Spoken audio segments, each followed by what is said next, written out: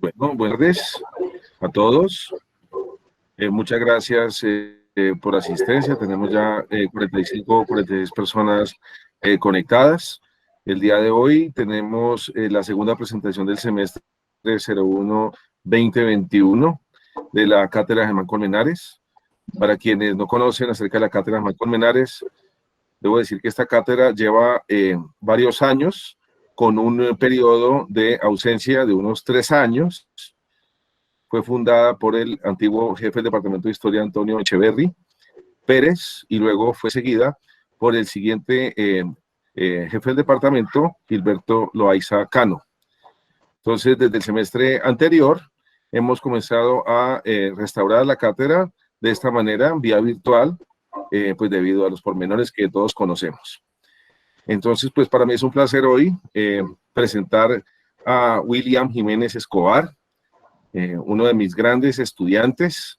Lo tuve, me acuerdo muy bien, en las dos materias, en las asignaturas de Historia Contemporánea Universal 1 y Historia Contemporánea Universal 2.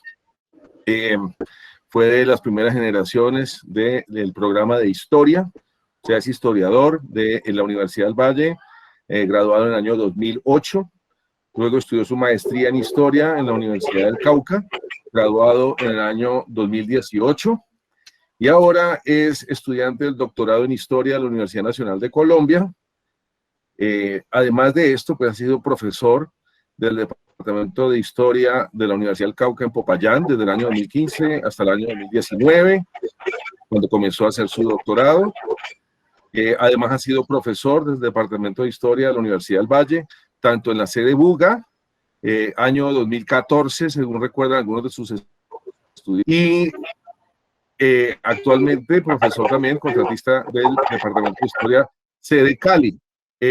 Forma parte del grupo de investigación Estado-Nación, organizaciones e instituciones, y pues digamos que sus áreas de estudios son la historia de la ciencia o de la filosofía natural, desde la cultura y la sociedad en la antigua provincia de Popayán, desde el siglo XVIII al siglo XIX. Debo decir que antes de esta presentación conocí el trabajo de William. Se presentó hace ya un par de años en la Universidad del Valle, sede Cali, y tuve la oportunidad de leer por lo menos el primero y una parte del segundo capítulo, y revisé la nueva versión ya publicada por el ICANN. Te felicito, te felicitamos de parte del Departamento de Historia por el libro. Muchas gracias. Quedó el libro muy hermoso, William, te felicito. Es parte de los cuadernos coloniales, de la colección de los cuadernos coloniales del Instituto Colombiano de Antropología e Historia, ICANN. Se llama Antes de la Ciencia, Filosofía Natural en Popayán, 1767 a 1808. Para no aburrirlos en la presentación, solamente voy a mencionar 3 puntos fundamentales que son importantes de resaltar en esta obra que presentamos hoy en la Cátedra Germán Colmenares. El profesor William Jiménez Escobar, en este trabajo, revela la riqueza de los inventarios de las bibliotecas privadas de Popayán, demostrando la presencia de títulos ilustrados y resaltando aquellos relativos a la filosofía natural. Segundo punto, señala los mecanismos de adaptación de los vecinos de Popayán y de sus alrededores a los códigos, ideas y nuevos conocimientos provenientes de Europa, especialmente aquellos que han sido promocionados por los jesuitas y los franciscanos, que tienen incidencia en la higiene, la salubridad, la educación, la agricultura y la minería, demostrando que existe en el nuevo reino una circulación bastante prominente de literatura científica, proveniente no solamente de Francia, sino del norte de Europa. Estamos hablando de Holanda, los estados alemanes, Inglaterra, Escocia y demás, ¿no? Bien, el tercer punto es que este libro de nota, ahora hablábamos sobre la circulación, redes que conectan a miembros del movimiento ilustrado neogranadino, hispanoamericano, europeo y norteamericano, que se revelan las producciones de todas estas zonas del mundo que están presentes en Popayán. Lo que muestra William es que Popayán es una ciudad ilustrada que está dentro del movimiento de ilustración, por lo menos una parte, unos segmentos importantes de esa ciudad, y que el imperio español no está desconectado en términos de conocimiento científico del resto del mundo. Y allí en esta tesis, en este libro, plantea William una conexión muy estrecha entre Popayán y Quito, que debe ser muy bien tenida en cuenta para los futuros trabajos en el área. William, no quiero aburrirlos más. Muchas gracias por aceptar esta presentación. Queda entonces abierto. Tienes una hora. Estamos a las 5:17. Por ahí a las 6:17 estaré molestándote para que vayas culminando y luego tenemos la sesión de las preguntas y tus respuestas. William, gracias. Que estés muy bien. Aquí estaré oyendo. Bueno, muchas gracias, Carlos. No aburriste para nada. Yo creo que antes me dan ganas de cerrar la tolda e irme con todo lo que dijiste, no sé qué puedo agregar. No, mentira, ya, en serio, muchas gracias al Departamento de Historia y a su jefe de departamento, profesor Carlos Alberto Murgueitio, y pues al tenerme en cuenta para este evento, pues que es tan importante para el Departamento de Historia y para la Universidad del Valle. Bueno, entonces, después de los agradecimientos, pues ya entremos en detalle. Igual no creo que tengan que molestarme a las 5:17. La idea es hacer una presentación bastante sintética y al mismo tiempo recoger algunas partes del libro que me parecen interesantes que se pueden tocar, pues agregando a la gran síntesis que acaba de hacer el profesor Murgueitio. Entonces, para comentar, quisiera iniciar hablando de qué llevó a la escritura de este libro. Este libro es producto de una tesis o de un trabajo para adquirir el título de Magíster en Historia de la Universidad del Cauca. La terminé de escribir en el año 2018, a mediados de agosto, y fue presentada en el 2019 para el premio anual que ofrece el ICANN, el Instituto Colombiano de Antropología e Historia, para las mejores tesis en temática colonial, y que pues publican, la idea es publicar una tesis de maestría o de pregrado que cuente con las características pues que ellos consideran de calidad y de, digamos, pertinencia para ser publicado con el sello ICANN, cosa pues que tuve la posibilidad pues, de ser galardonado con este premio. Y pues nada, aquí con ganas de compartir con ustedes más bien este camino y cuál fue la pasión y lo que me llevó a escribir esta tesis de maestría, que al final, pues con algunas adendas y con el trabajo de edición muy bueno que hicieron allá en el Instituto Colombiano de Antropología e Historia, es el libro que voy a presentar hoy. Bueno, entonces, dejando eso claro, quisiera empezar entonces a hablarles del libro, intentando tener, como les decía ahorita, una presentación no tanto como una sustentación de maestría, sino mostrándoles más o menos qué me llevó a este libro y qué contenidos tienen que me parecen que son relevantes para la discusión que vamos a tener hoy. Bueno, entonces, como mencionaba el profesor Murgueitio, este libro se llama Antes de la Ciencia, Filosofía Natural en Popayán, y nació de una pregunta que tuve en el pregrado, precisamente cuando estudiaba en la Universidad del Valle, bajo la dirección del profesor Antonio Echeverri, que ya mencionaba aquí. Y lo que me interesé fue por un colegio, el Colegio Seminario San Francisco de Asís de Popayán, un colegio que tiene una tradición pues muy importante en el transcurso de unos 300 años más o menos.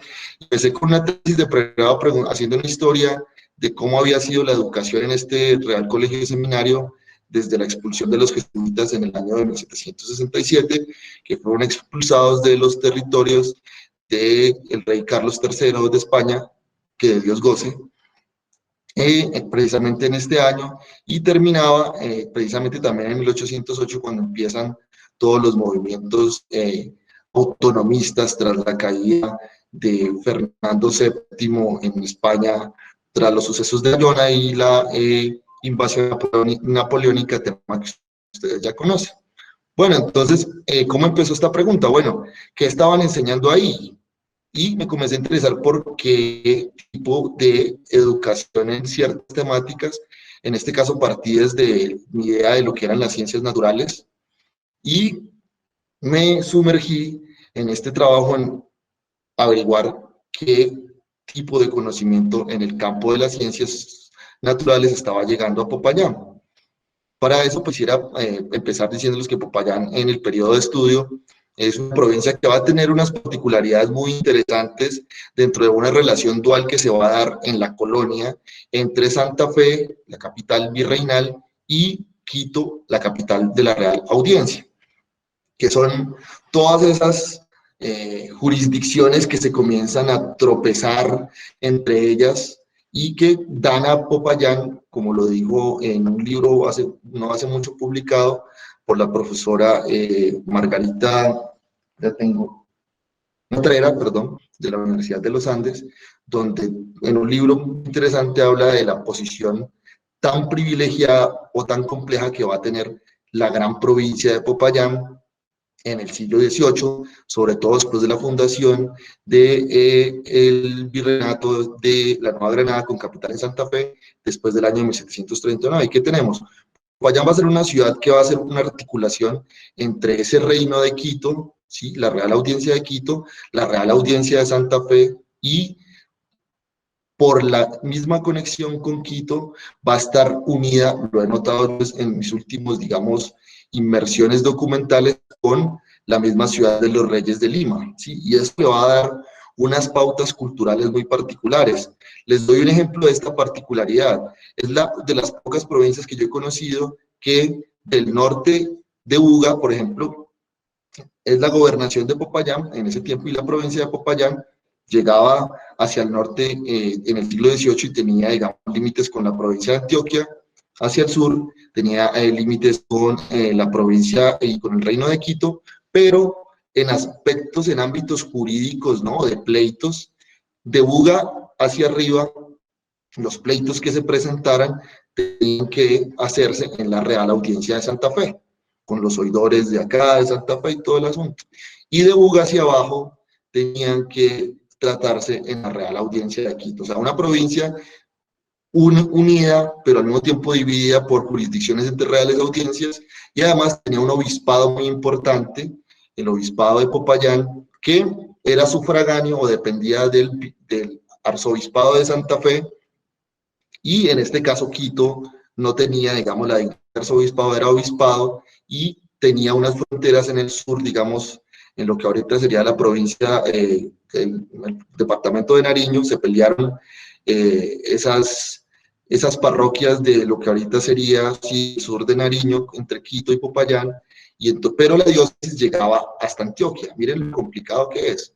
La influencia cultural, digamos, eclesiástica que estoy defendiendo en lo que estoy estudiando ahorita en el doctorado, es que debemos considerar las diócesis como unas jurisdicciones no solo eclesiásticas, sino también civiles, ¿sí? La jurisdicción eclesiástica de Popayán llegaba hasta la provincia de Antioquia, más no la gobernación civil, o sea, la diócesis sí, pero no el gobernador. O sea, una cuestión muy compleja que se presentó en esa diversidad que es la provincia de Popayán en el periodo que estábamos trabajando.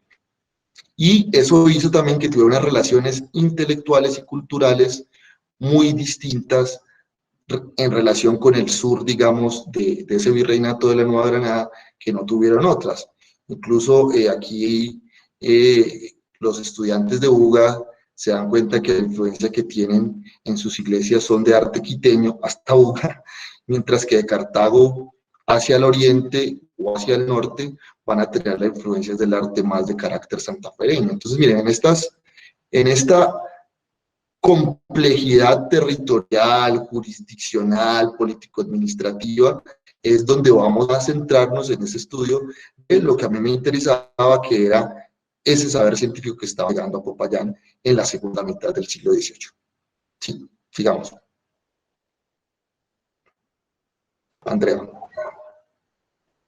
Listo, miren, este es un mapa muy interesante que está en el Archivo General de Indias de Sevilla y que lo he visto en muchos artículos que se lo han pegado y todo, pero lo que me parece interesante es ver cómo en este mapa de finales del siglo XVIII se muestra la provincia de Popayán desde una perspectiva diferente. Miren, eh, más en su relación pacífica, o sea, del Océano Pacífico, en su relación con Quito y con el sur del virreinato, estaremos hablando de Guayaquil, que con esa provincia o ese reino, el reino de Santa Fe, que en este mapa incluso aparece por allá distante. ¿Sí? Esas son unas muestras de este mapa, lo mandó a hacer el gobernador Nieto, del que hablaremos un poquito ahora, que tuvo un papel muy importante también en la puesta en práctica de estas ideas científicas e ilustradas en la provincia. O sea, imaginémonos hoy esta presentación, Popayán y su gran provincia, ¿no? Desde el Chocó, pasando por el Valle del Cauca actual, el Cauca, Nariño,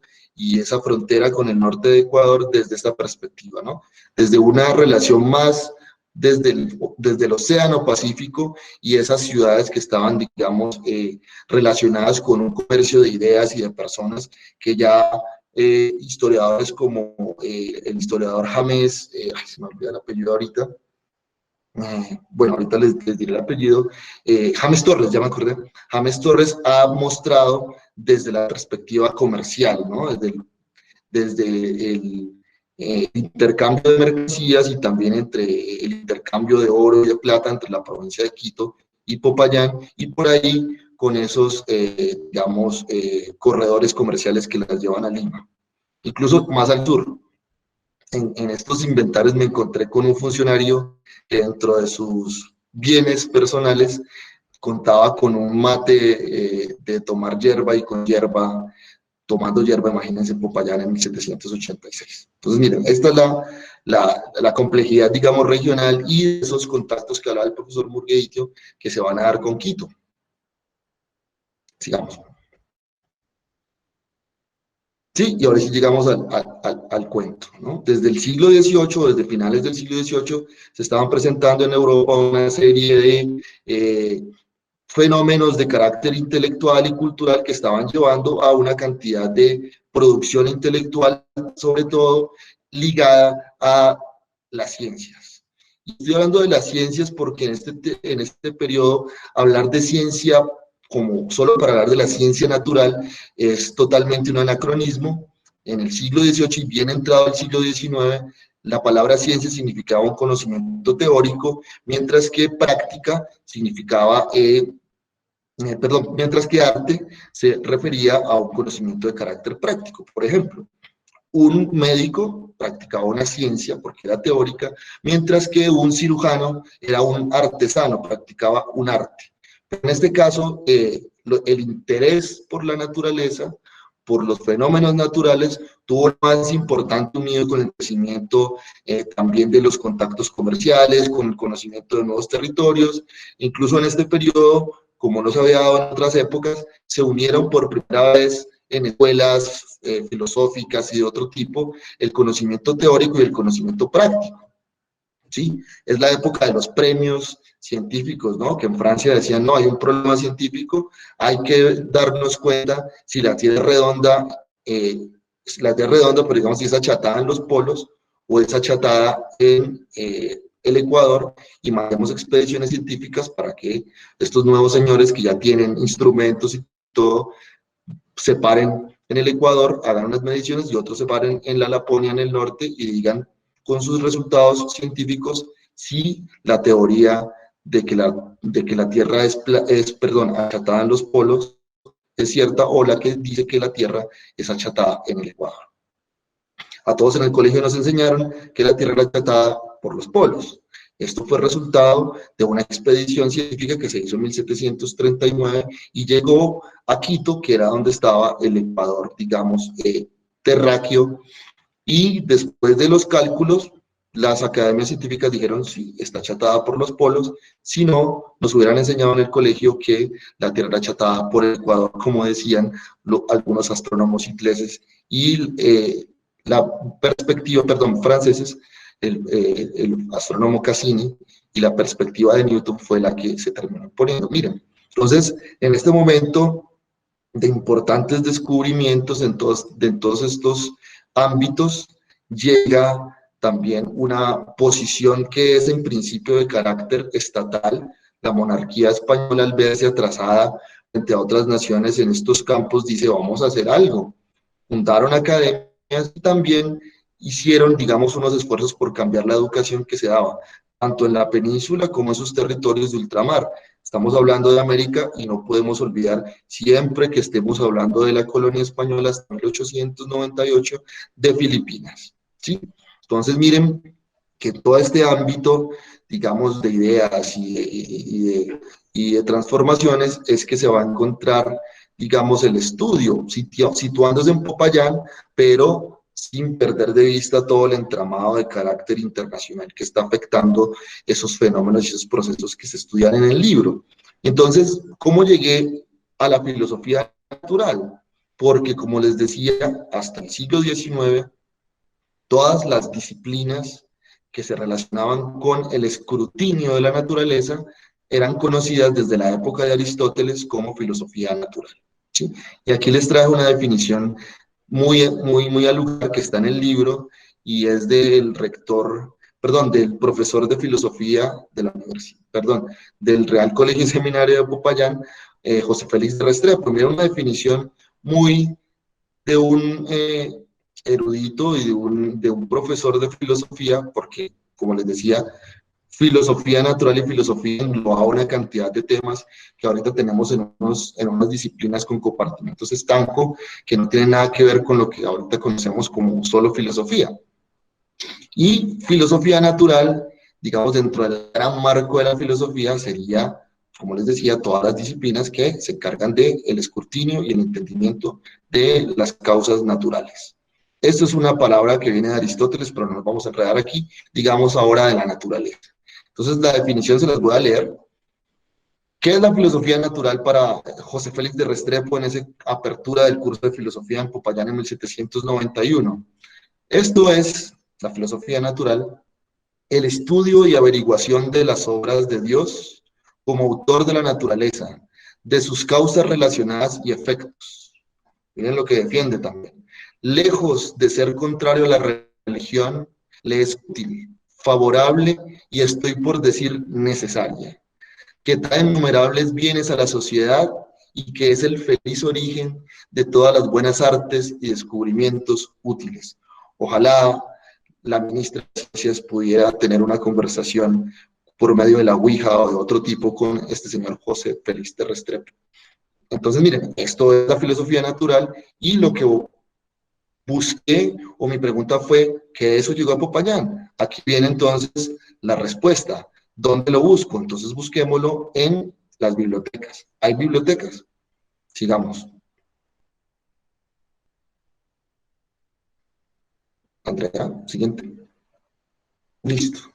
Digo, bueno, ¿qué llegó? Entonces sería, por ese lado, utilicé un término conceptualmente descrito que es la recepción, ¿sí? ¿Qué llegó? Pero teniendo en cuenta que la recepción no es solo que llegue a algo, sino que a partir de eso, los seres humanos y las culturas y las sociedades van a construir y reconstruir unas prácticas que se salen ya de lo que estaba, digamos, literalmente en los textos. Eso me llega a buscar esta información y yo quería verlo no en las instituciones, no en ese Real Colegio Seminario que les hablaba, no solamente ahí, ni en el Colegio de Misiones de los Franciscanos, ni en el Colegio de Santo Domingo. Yo quería verlo, que no se llamaba José Santo Domingo, sino San Esteban Mártir, aquí para que después no me vaya a hacer daño a algún conocedor del tema, es ver qué estaban leyendo las personas.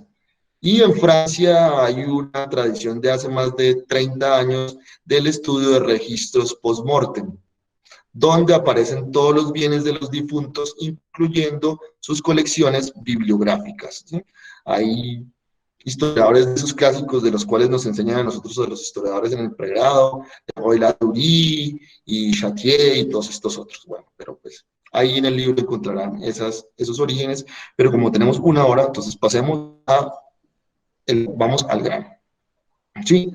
¿Qué son los registros post-mortem? Como les decía, son registros que se hacen al fallecimiento de alguna persona que no tenía un testamento claro o que por normas reales debían hacerse estos inventarios para posteriormente volver todos sus bienes en dinero.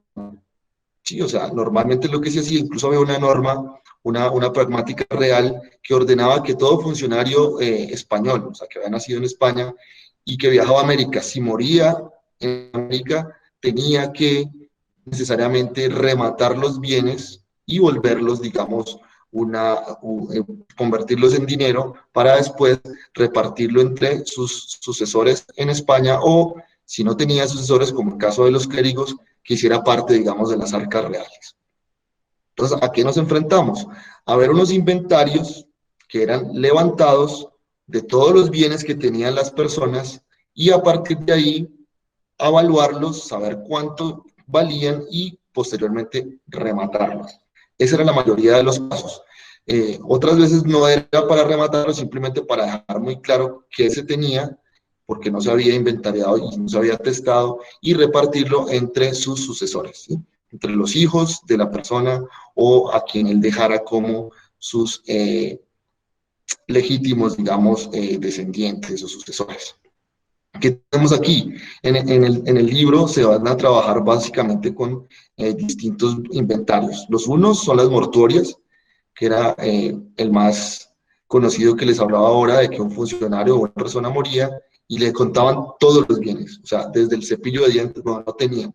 Pero en el ejemplo que hablábamos ahorita del funcionario real, desde el mate en que tomaba hierba hasta los libros, hasta las medias o hasta la pijama. Esto tiene, digamos, unas características metodológicas muy interesantes de tratar, que es que uno lo que le interesa es ver qué libros hay. Ustedes saben que la costumbre es, o digamos, la tradición bibliográfica actual es muy completa. A uno, normalmente ustedes que han escrito en revistas y todo, le toca citar el nombre del autor, el título, la imprenta o la editorial de la cual salió, tiene que informar de la ciudad en la cual salió y también, pues, muy difícil para una persona que hace este tipo de investigaciones enfrentarse con lo que le interesa a un escribano, que le importa lo mismo una cuchara que un libro. ¿Sí?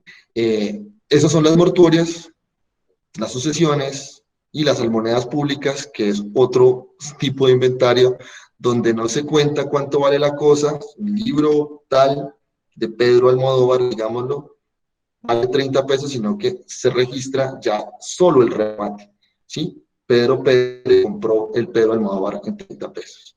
A esto es lo que se enfrenta el historiador que trabaja las fuentes de inventarios post-mortem, pero a pesar de ello, se pueden sacar resultados muy interesantes, como es ese primer punto de qué llegó acompañando, qué se recibió, qué se recepcionó, ¿listo? Entonces, esto es esta primera parte donde encontramos y donde se centró el libro a estudiar unas bibliotecas de funcionarios payaneses y de instituciones. Bueno, instituciones solo trabajé el inventario de libros y manuscritos del Colegio de los Jesuitas de Buga, que estaba en el Archivo Central del Cauca y que se realizó en 1768. Y como ustedes pueden ver, es una playa de criollos, pero también de españoles de nacimiento, casi todos ellos funcionarios reales, y unos muy interesantes porque eran funcionarios reales de la educación, ¿sí? Rectores de colegios, obispos, y gente que incluso en este año que he estado estudiando otro tipo de fuentes, me he dado cuenta que tenían permiso para tener libros prohibidos y ya me leí a conciencia todos los índices purgatorios y de prohibición de libros y he podido encontrar que esta gente estaba leyendo libros prohibidos por la Santa Inquisición. Entonces, miren, quería mostrarles este cuadrito. Tenemos desde gobernadores, obispos, médicos, clérigos, mineros, hacendados, pero también funcionarios, escribanos. Bueno, estos son, ¿qué tienen de característica estos inventarios o estas colecciones bibliográficas? Uno, que los propietarios, casi todos, nacieron en la segunda mitad del siglo XVIII, casi todos a inicios de la segunda mitad, entre 1750 y 1754, y murieron en la primera década del siglo XIX. Las bibliotecas casi todas tienen más de 100 títulos y cuando ustedes vean ahí el daño, cuando uno habla de inventarios post-mortem, quiere decir que casi todos murieron en ese mismo año, ¿sí? 810, 809, no les tocó este asunto de la independencia, casi a ninguno, y son una generación muy interesante que, a mi parecer, y sobre todo en los estudios de Popayán, ha sido bastante olvidada por la historiografía nacional y regional, ¿sí? Solo ven como interesantes las bibliotecas y lo que hizo la generación posterior, la que participó en la independencia, porque teníamos esa perspectiva muy de corte francesa, de que ilustración y ciencia van directamente relacionadas con independencia, cosa que no aparece así en este estudio, y en el estudio que estoy adelantando doctoral será mucho más debatido, ya que muchos de estos criollos que estuvieron en la independencia, unos no participaron directamente y sobrevivieron al cadalso en 1816, fundando la mayoría de las instituciones, tanto políticas como académicas e intelectuales de la nueva república en el siglo XIX, muchos de ellos payaneses. Entonces, sigamos, por favor. Entonces, quería darles un ejemplo de a qué se enfrenta uno en estos inventarios. Aquí, por ejemplo, este es el inventario del ilustrísimo obispo de Popayán, Miguel Ángel Velarde Bustamante, y quería hablarles la complicación que tienen estos inventarios, ya pues que hablar de lo que apasiona y lo que es esta aventura de ser historiador del libro y de la ciencia. Miren, por ejemplo, en este mismo folio, el escribano, acompañado de una persona que sabía de libros, está inventariando la biblioteca que llegaron tras la muerte del obispo Velarde Bustamante. Y en la primera línea arriba eh, hay una descripción muy completa: compendio de las obras de Benedicto XIV, 2 volúmenes, cuarto pasta. Miren qué completo. Nos habla del título y nos habla de el autor, que es Benedicto XIV, 14º, perdón, los papas te dicen siempre en ordinal y no en numeral. Perdón a mi confesor, estaría muy molesto. Las obras, el autor es Benedicto XIV, 2 volúmenes, nos dice incluso el tamaño, ¿no? El tamaño nos dice que es en cuarto, ¿sí? Cuarto de folio, y nos habla de que está encuadernado en pasta. Una belleza para mí, de una ya lo pongo en mi Excel. Este señor tenía las obras de Benedicto XIV, que fueron impresas más o menos en 1758 en Roma, ya, listo. Pero siguiente tiene un título que dice Frebonio, 2 tomos, cuarto pasta. ¿Eso qué es? Es el autor. Incluso lo pone con el apodo que era conocido por su nombre. El tipo es Van Hatten, es un tipo muy famoso que escribió unas obras teológicas, y su latinización del nombre en esta parte del mundo se le conoce como Frebonio, que además estaba prohibido por la Inquisición y lo tenía el obispo. Más abajo, solo quería tocar estos 2 ejemplos, tenemos 2 líneas más abajo del Frebonio, tienen las obras de Concina, solo tenemos un excueto Gravezón, 7 tomos, cuarto pergamino. Aquí se hace más difícil la identificación, porque toca conocer el saber científico del momento y terminar haciendo una transcripción y uno podría decir que se hace incluso una traducción y la forma de la latinización de un nombre. ¿Y qué libro es ese? Son las obras de Jacob Gravesand, ¿sí? Un científico holandés que publicó sus obras en Leiden, en francés y en latín, y su obra Introducción a la obra de Newton, ¿sí? A la física de Newton. Miren todo este problema que tiene, pero gracias al trabajo esmerado se pudieron reconocer en estos inventarios casi todas las obras que estaban expresadas por ahí, porque uno tiene que entender que las personas del pasado no tenían los mismos intereses que uno, ¿sí? Al escribano le interesaba saber que era Jacob Gravesand, sino que era el Gravesón, y le ponen el formato y cuántos tomos había en la biblioteca, digamos. Bueno, aquí hay otro ejemplo, y solo quería mostrarles que en la quinta línea de abajo hacia arriba encontramos un libro que tiene una definición más completa y es uno de los que me pareció más interesantes de estos inventarios, que es La riqueza de las naciones de Condorcet. ¿Sí se acuerdan? Adam Smith, La mano invisible. Pues en 1809 el obispo de Popayán tenía una versión francesa escrita por el otro famoso revolucionario Condorcet, ¿sí? En su biblioteca. O sea, liberalismo económico en el siglo XVIII en Popayán, y el tipo pone un tomo cuarto, pergamino, miren, está más completo, ya yo lo puedo identificar, es de 1809, puede ser la versión francesa o la traducción española que se hizo por Martínez de Urquijo en 1803. Me emociono viendo este libro aquí, pero quería mostrarles lo difícil que suele ser y a veces lo fácil, ¿no? Con estos inventarios postmortem. Sigamos. Bueno, y aquí hay uno más fácil, ¿sí? Que es una lista de libros de 1793, pero no hecha por un escribano, sino hecha por el mismo dueño de los libros, el rector del Colegio Seminario, ilustrado médico y sacerdote, Mariano de Grijalva. Sí, sigamos. En esta, en esta diapositiva, si ustedes ven abajo a la izquierda, Grijalva se la deja a uno tan fácil porque si es un académico que le interesa toda la información de los libros, pone incluso, no sé si alcanza a leer, libros que tengo con licencia de la Suprema Inquisición. O sea, me ahorró la buscada en los índices que me puso a hacer el notario o el escribano que hizo el inventario del arte buscamante, sino que aquí Grijalva me pone ya cuáles son los libros prohibidos que tiene, ¿no? Diferencia entre un escribano y un académico que está haciendo un libro, una lista de sus libros. Sigamos.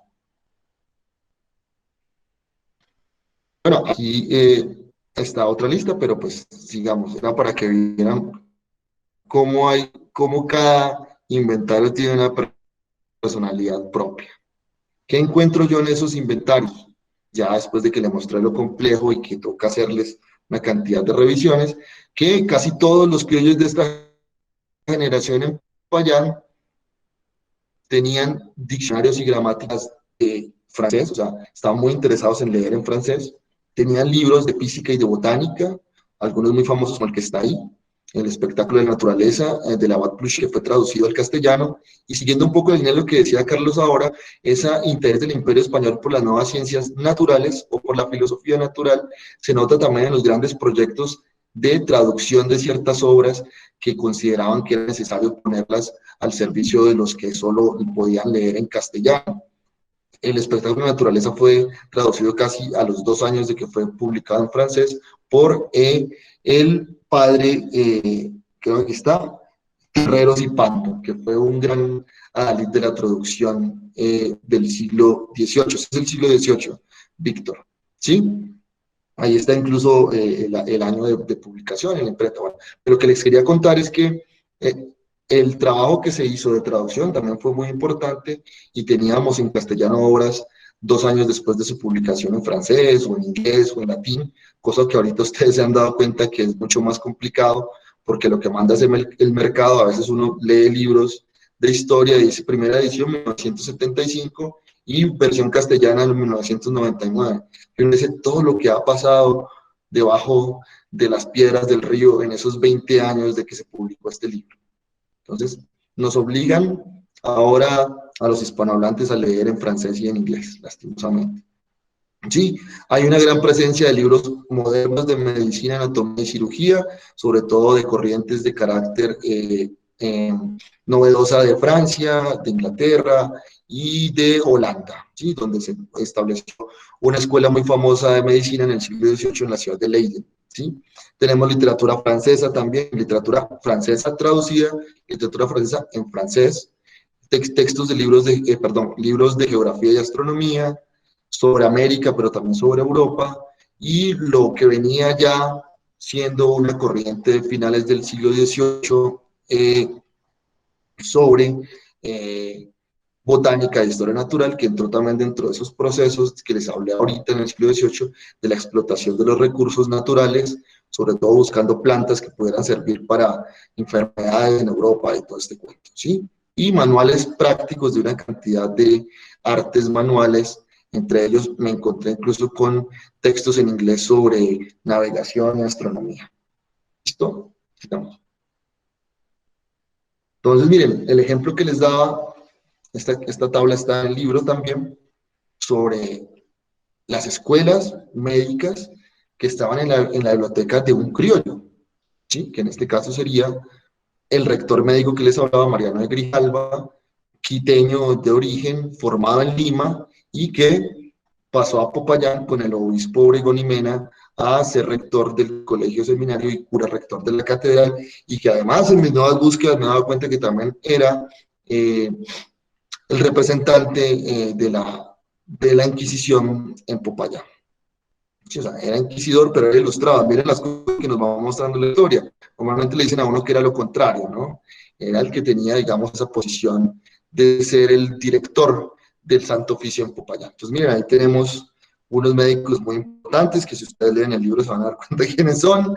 Francesco Totti, que fue uno de los primeros que introdujo en Europa la idea de tratar la malaria con la quina. Ya ustedes, los que les gusta el siglo XVIII, han leído a Mutis, se van a dar cuenta de lo importante que va a ser la quina para América y para Europa y para la conquista y expansión europea en los otros territorios con climas tropicales, pues se pudieron enfrentar como nunca antes a las enfermedades endémicas de estas zonas, para utilizar un término de la época, de las zonas equinocciales. ¿Listo? Sigamos. Listo, esa sería la primera parte, hacer todos los inventarios. Miren todo lo que nos salió, todos los importantes textos que estaban manejando estos personajes, pero que solo nos responden a la pregunta que estaba llegando. ¿Qué podría yo decir en términos generales? Estaban llegando una cantidad de libros de ciertas partes del mundo, en distintos idiomas, que estaban sirviendo a un proyecto que estaba cogiendo fuerza, que era el de ese interés por la naturaleza y utilizarla para el beneficio de la humanidad y de las comunidades en las cuales estaban asentados estos personajes. Eso me dice el inventario. Yo ni siquiera sé que se lo leyó, solo sé que estaba interesado. Eso me llevó a una segunda pregunta. ¿Se los estaban leyendo? ¿Sí? ¿Se los pasaban? O sea, yo con mis amigos digo, no, mire, me leí este libro muy bueno. Cuénteme, a ver, ¿de qué va ese libro? No, pues es un libro muy interesante, se llama Antes de la Ciencia. El ICANN lo produjo y todo el asunto. Yo dije, no, me interesa, ¿no?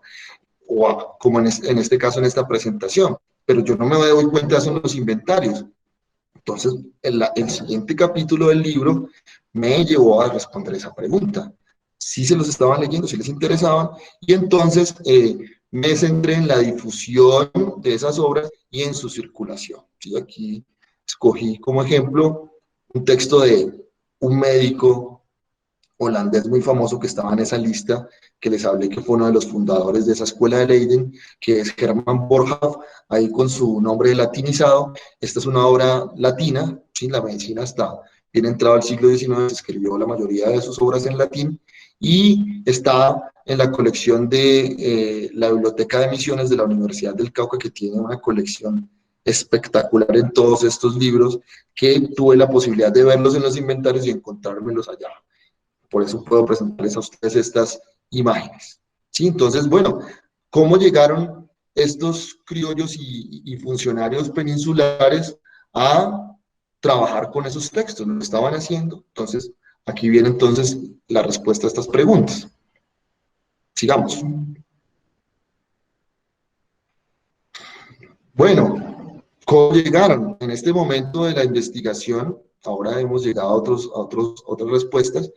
Me di cuenta de que revisando el inventario, digamos, de los planes de estudio, este conocimiento en un primer momento llegó a Popayán desde Quito. ¿Y por qué? Ahorita vamos a entender por qué era importante hablar de las jurisdicciones.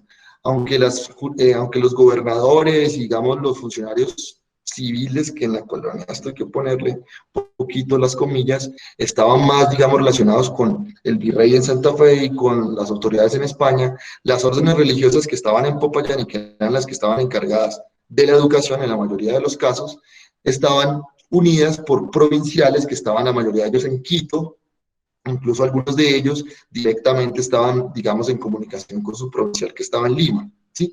Entonces, por eso este aparte le nombré, digamos, utilizando un poquito un término poético, vientos del mediodía, ¿no? El mediodía hacia el sur, ¿sí? La llegada de las nuevas ciencias a Popayán.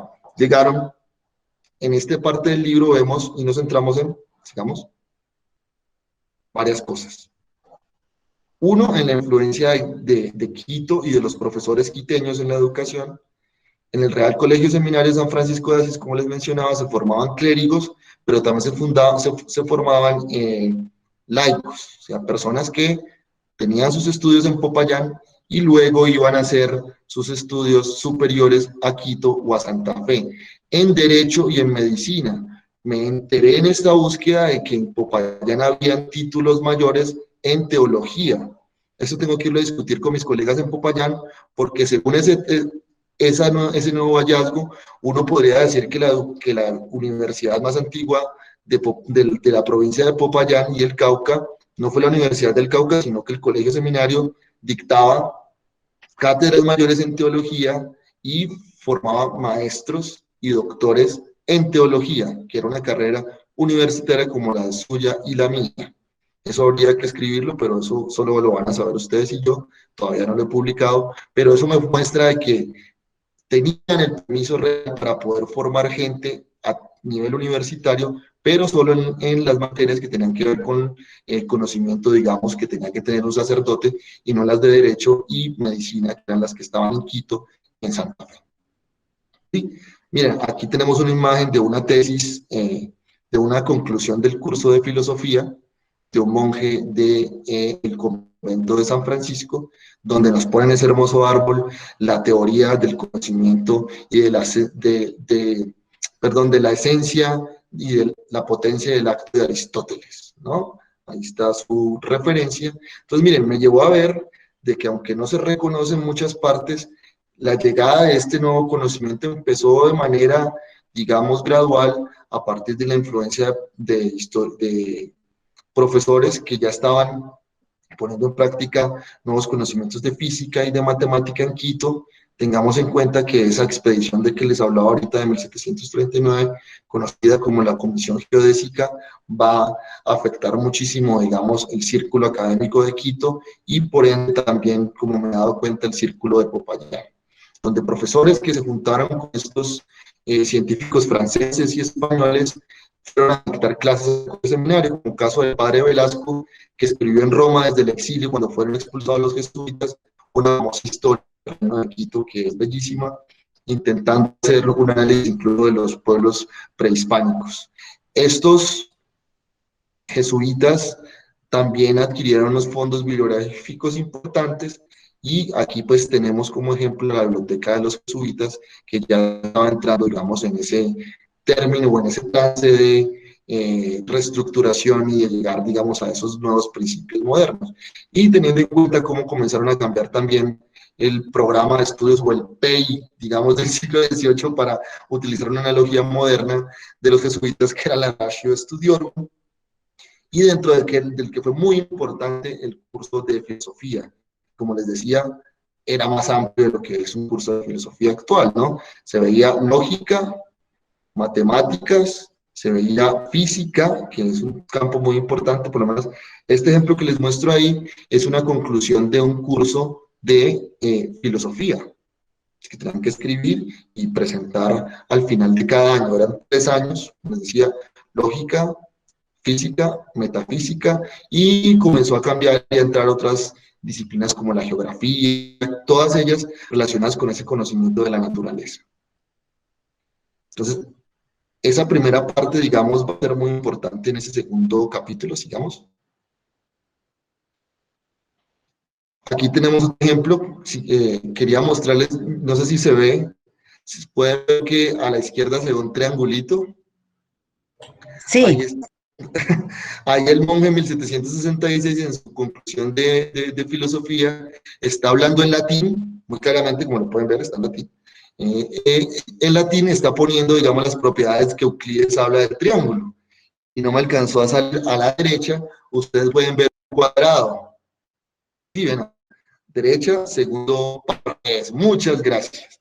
Ahí está el cuadrado. Miren cómo estos tipos están dentro de su curso de filosofía mostrando las propiedades geométricas en el siglo XVIII a partir de Euclides y de algunos comentaristas. Estoy metido ahorita en el mundo de los libros de enseñanza de los jesuitas. Si quieren otro día hablamos de eso. Tenemos a Quirós, tenemos a Acuña y otros sacerdotes, Arriaga, que están escribiendo estos manuales de educación donde se incluía este tipo de conocimiento, antes de la expulsión de los jesuitas. Sigamos. Esto es el doctorado. Bueno, la otra parte es ver, bueno, se estaban compartiendo los libros, sí pasaban de una mano a otra. El siguiente punto, después de estudiar toda esa llegada y el que estaban impartiendo los sacerdotes en este primer momento, es ver si estaban circulando los libros. Este tipo de fuentes también a veces nos permite llegar a lo que les mencionaba ahorita, de esos remates públicos de bienes. Y en varias de estas fuentes encontré remates de bienes en los cuales se remataban los libros, que es lo que llamaban en este periodo las almohadas públicas, y pues aquí les muestro más o menos una síntesis que está en el libro, también de quiénes eran los compradores de ese libro, de esos libros, intentando ver como un mercado local sobre los bienes de los muertos o de los bienes post-mortem. Y ahí tenemos algunos nombres muy interesantes. Tenemos a José Antonio Arroyo, que va a ser el primer rector de la Universidad del Cauca. Tenemos a Jerónimo de Torres, que es el hermano del famoso Camilo. Pedro Cortés, que va a ser médico cuando pasó la expedición filantrópica de la vacuna por Popayán. Otros apellidos más conocidos, Arboleda, uno muy interesante, apellido Jiménez, interesante. Manuel Castrillón, que va a ser gobernador. Bueno, aquí les puedo hacer todo lo que ustedes quieran, pero no es la idea, porque pues para eso está el libro. Pero miren, es una forma de acercarse a quienes son los que están comprando literatura científica, ¿no? No, porque ese es mi interés. Libros de medicina, de matemáticas, de física, de geografía, de astronomía, lo están comprando estos personajes. Y aunque José Antonio de Arroyo va a ser un abogado muy reputado en Popayán, ya uno podría decir que fue también un fanático de la filosofía natural a inicios del siglo XIX, por ejemplo.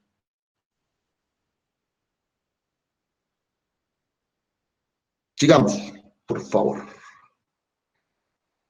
Bueno, y además de que van a las aulas, que se están comprando los libros, bueno, doy adelantos de lo que estoy investigando. Ya encontré comerciantes de libros también en el siglo XVIII pidiendo permisos a la Inquisición para traer libros muy interesantes, pero bueno, eso es harina de otro costal, es solo para que me vuelvan a invitar, animando al público.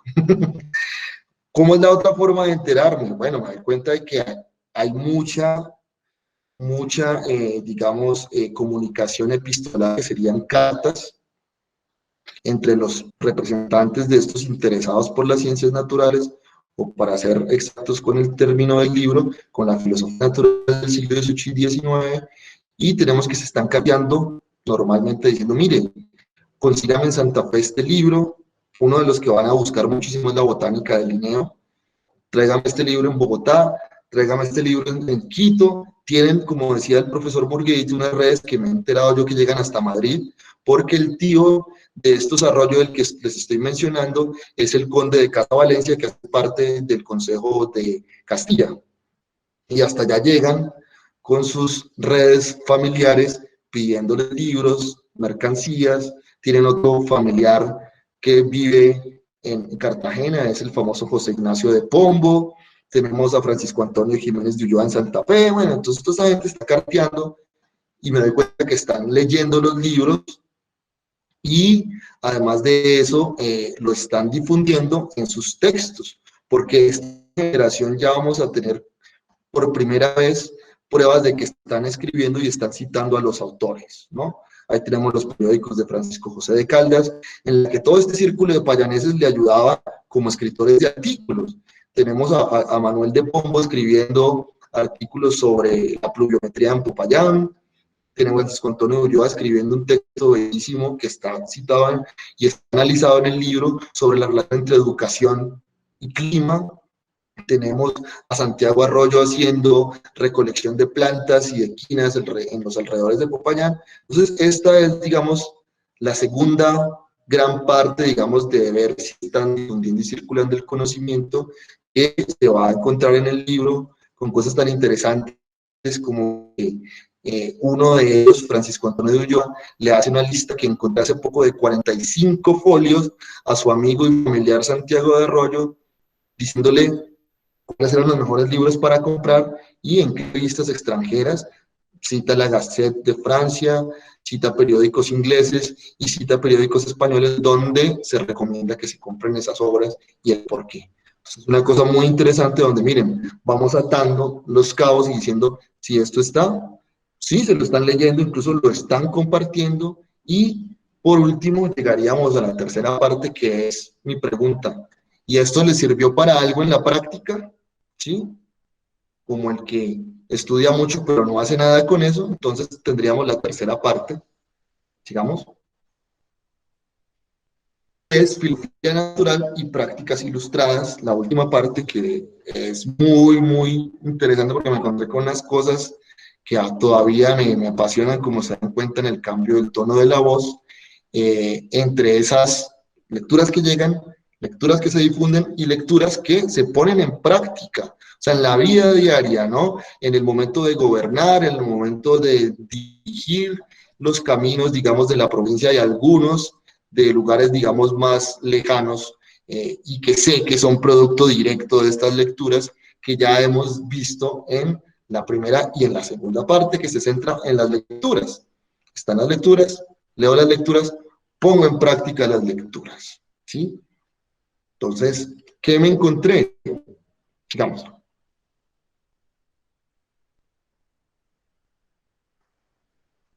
Bueno, ¿qué me encontré? Miren, aquí el mencionado Francesco Torti, de que las autoridades reales de la ciudad, aquí entra el patronato real, que es una cosa que a veces no se entiende, es que los programas de estudio no estaban dependiendo del centro ni de Madrid solamente, sino que en las provincias el gobernador tenía el patronato real, o sea, el representante ante las instituciones eclesiásticas del rey. Que encontré que se ponen a hacer unos programas académicos, unos pensums que incluyan este nuevo conocimiento.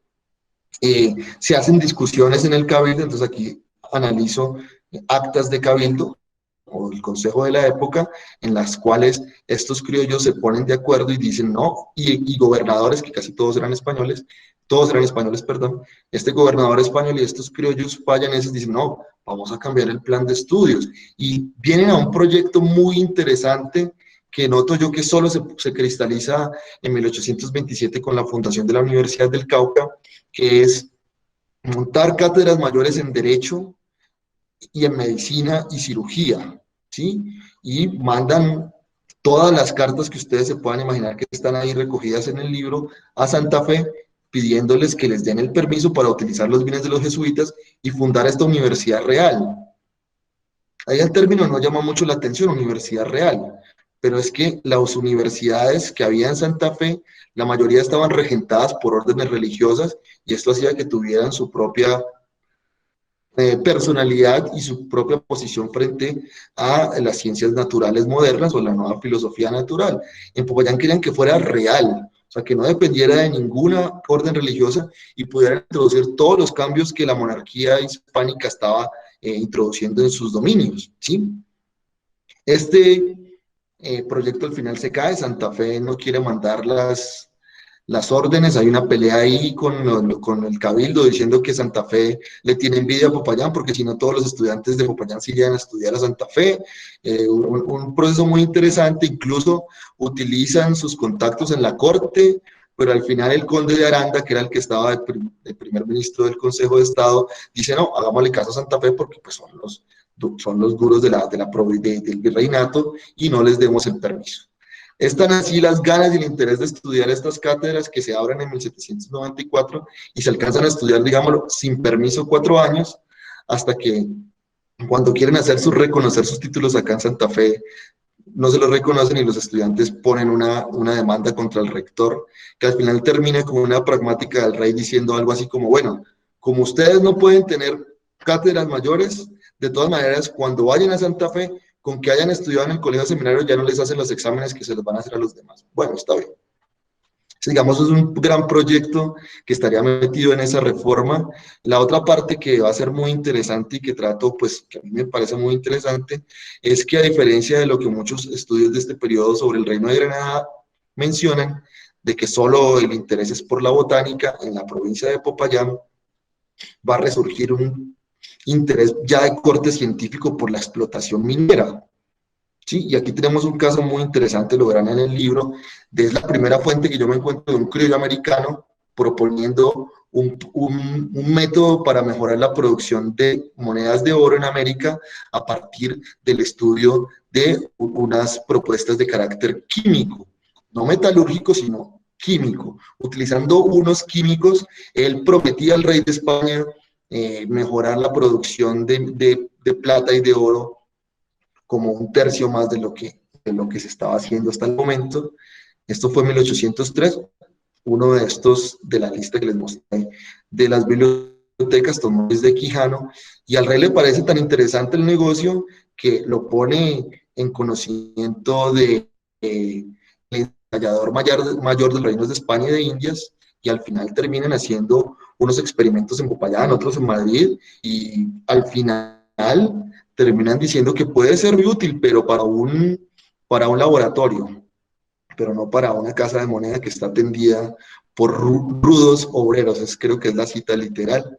Y por último me doy cuenta de que hay ciertos procesos de corte científico que están entrando, como les mencionaba, ya lo hemos visto, pero que se institucionalizan, ¿sí? Uno de ellos va a ser en Popayán, Popayán, como aquí hay varios payaneses en la sala, y los que no, pues han escuchado de los terremotos que constantemente acosan esa zona del país, que comparte con el norte de Ecuador y con Nariño, y para ellos desde el inicio ha sido un problema cómo enfrentarse a los movimientos telúricos.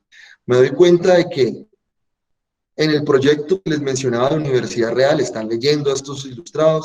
En el de minería, este señor que propone al rey este proyecto para todas las secas, para todas las casas de moneda de América, está leyendo a Richard Kirwan, que estaba en los inventarios, como les mencionaba ahora, y el cabildo y otros de los gobernantes de la ciudad están leyendo también textos de física en el caso de la explicación de los temblores, porque institucionalizan ciertas prácticas. Sigamos. Una de ellas es el evitar que hayan temblores a futuro. Ahorita nosotros tiramos es una locura, pero era una práctica que desde el siglo XVII y XVIII estaba muy acendrada dentro de las élites científicas. No estamos hablando de que era el pueblo llano el que creía en eso, no. Hubo grandes escritores como el padre Kirchner, que dejó un texto que fue base para muchos otros textos posteriores, daban recomendaciones para evitar los temblores a futuro. Una de estas vías era la vía organicista, que era entender el mundo y los fenómenos naturales haciendo una analogía con el organismo humano, ¿sí? Así tiembla, es porque hay unos vapores que están dentro de la Tierra y que no permiten su salida, y por eso hace que hayan temblores. En caso de que nosotros podamos dar una salida expedita, evitaríamos los temblores a futuro. La otra teoría que estaba ya naciendo desde mediados del siglo XVIII con Jussieu y sobre todo con Benjamin Franklin en Estados Unidos es la teoría eléctrica, ¿sí? Que era la explicación de que los temblores se daban por unas corrientes eléctricas que venían desde el submundo y otras que venían desde el cielo y hacían que chocaran y temblara la tierra. A mí esto me dejó muy pensativo luego de estar en Cali y ver que la gente decía que antes de temblar había unas luces en el cielo. Yo dije, ¡joder madre! En Cali todavía están pensando en la teoría eléctrica 300 años después. Pero miren, esto es A futuro será otro estudio, pero es muy interesante cómo muchas de nuestras creencias no son tan el mito, sino que vienen de teorías científicas que ya han sido refutadas. Y en ese me encontré con un caso muy bello con el que quiero terminar la presentación, y es cómo en Popayán se institucionalizó en el siglo XVIII y XIX una cosa que se llamaba, cuando me encontré con la fuente, limpieza de las bocas del volcán. Limpieza de las bocas del volcán. Estaban dentro de la teoría organicista. Perdón, devolvámonos un momentico, porque siguiendo, digamos, la que sigue. Siguiendo lo que les venía diciendo de que leer los libros, aquí les quería mostrar un libro que aparece en los inventarios y que todavía está en esa colección antigua que tiene la Universidad de Cabo que les mencionaba, de uno de los flamantes científicos que hizo parte de esa expedición geodésica, que es Antonio de Ulloa. Miren lo que decía él en este libro que está ahí en la foto, que es la relación histórica del viaje a la América Meridional. Todo temblor no sucede o es más débil cuando el volcán tiene abierta una boca previamente. Una vez abierto este respiradero, comillas, cesa en parte el estremecimiento, aunque se repute la inflamación de la materia. En el libro también cito otro texto de recopilación de Suárez, un español que comenta este mismo método para evitar temblores, terremotos, y además le mete el de la cuestión eléctrica con una cuestión que va a crearse en el siglo XVIII en Francia y en Inglaterra, que son los paratemblores. Al mismo estilo de los pararrayos, en Popayán se construyeron paratemblores, que era poner varillas de bronce en el suelo para que salieran esas corrientes eléctricas y no volvieran a temblar. Y quiero terminar, tengan en cuenta este texto, este extracto de Ulloa, y vamos a la siguiente. Y mi material se está quemando.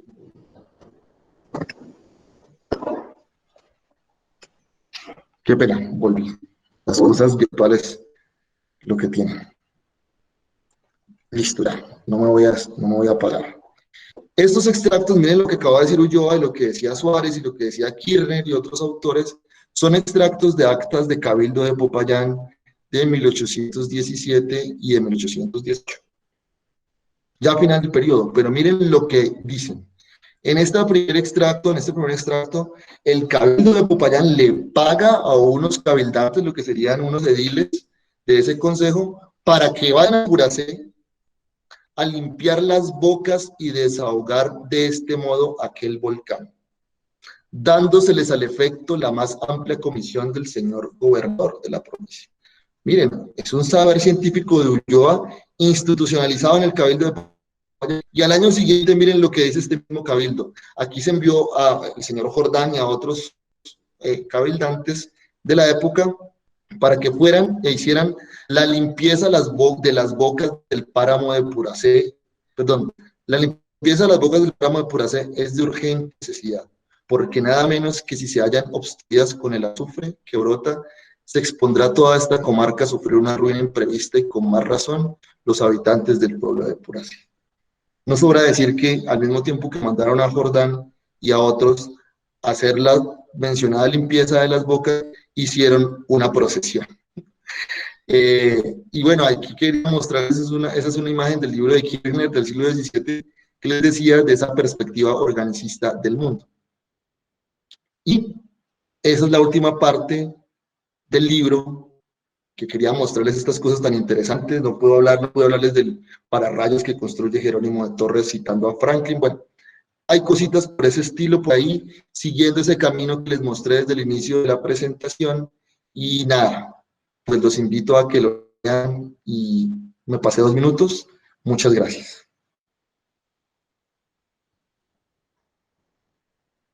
Muy bien, muy bien. Muchas gracias.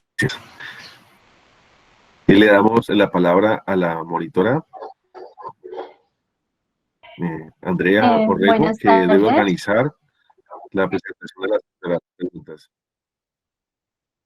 Bueno, si alguien quiere pedir la palabra para hablar directamente, por favor levantar la mano, y si no, pues comentarla en el chat. Y ya que hay algunas preguntas, profesor Jiménez, entonces, ¿le parece si se las leo? Sí, claro, Andrea, por favor. Muchas gracias por Bueno, las preguntas. Tatiana Velázquez pregunta, dice, buenas tardes, profesor. Aprovecho para expresarle mis sinceras felicitaciones. Tengo varias dudas. ¿Cómo se comunicaba la prohibición de los libros por medio de los edictos? Y por otro lado, si la mayor parte del vulgo era un analfabeta y sin alcances económicos, ¿qué tan conveniente o necesario era realizar estas prohibiciones? Estas son las preguntas mientras tanto. ¿Respondes a primera? De una vez, Sí, bueno, listo. mientras. Tatiana, gracias por la pregunta. Estudiante de Unicauca, qué bueno volver a saber de ustedes. Los quiero mucho. Bueno, respondiendo a la pregunta, desde el Concilio de Trento hubo un peligro impresionante, o sea, les pareció muy peligroso a todos los censores o a los personajes que estaban encargados de proteger la Santa Fe católica, de que los libros no solo fueran leídos, sino que llegaran por comentarios y por otra serie de, digamos, caminos a ese pueblo llano o a ese vulgo del que usted mencionaba, del que me he comenzado a enterar también que hay algunos artesanos que saben leer y escribir y tienen libros, uno o dos. Respondiendo rápidamente, la Inquisición enviaba los edictos al santo oficio de cada diócesis, ¿sí? Que era en este caso una comisaría del santo oficio, en la comisaría de Popayán, de la que fue, como les mencionaba ahorita, comisario Grijalva, pertenecía al Santo Oficio, al Tribunal de Cartagena. Y lo que se hacía, que es muy interesante también, que me he enterado hace poco, aunque esto lastimosamente no va en el libro, eso vendrá en la tesis doctoral, es que los edictos se pegaban en las iglesias y que en cada mes, en cada misa principal de la diócesis que se hacía en la catedral de Popayán, que para los años que yo estudio no estaba donde está ahora, sino que está en la iglesia de San José, se leía abiertamente después de la misa todos los títulos que estaban prohibidos por la Inquisición. O sea que no era solo una cosa de doctos, sino que también les llegaba al pueblo. Se pegaban en cada una de las principales iglesias de Popayán y además de eso los sacerdotes en el púlpito comentaban todos los títulos que estaban prohibidos, cuáles estaban prohibidos in sumum, que quería decir para todos para los que tenían permiso, cuáles los que estaban prohibidos en su totalidad, cuáles eran los autores que se prohibían, porque había también prohibición por autores, que usted Voltaire, pues lo prohíben todas sus obras, es un autor herético, o como le llamaban en el periodo, un heresiarca, ¿sí? Y también habían libros que eran expurgaciones, expurgables, o sea, se les quitaba un pedazo y eso no lo podían leer. Pues le cuento que eso lo sabían los comisarios, lo sabían los sacerdotes, pero lo sabía todo el pueblo a partir de la publicación de los edictos y además de la comunicación oral en la misa. Listo. Eso es ya. Pues hasta ahora no hay más preguntas. ¿Alguien quiere, no sé, intervenir? ¿Levantar la mano? Nada, Tatiana. Bueno, ante todo felicitarte muy especialmente, William, porque Muchas gracias, realmente profe Zenet. ha sido un trabajo muy riguroso, muy acucioso de búsqueda de información que da cuenta precisamente de aquellos textos que fueron consultados y que prácticamente muestran un contexto como es el contexto regional de nosotros aquí en el vecino departamento del Cauca ahora, ¿no? Que ya ahora digamos, en ese otro momento formaba parte nuestro territorio vallecaucano.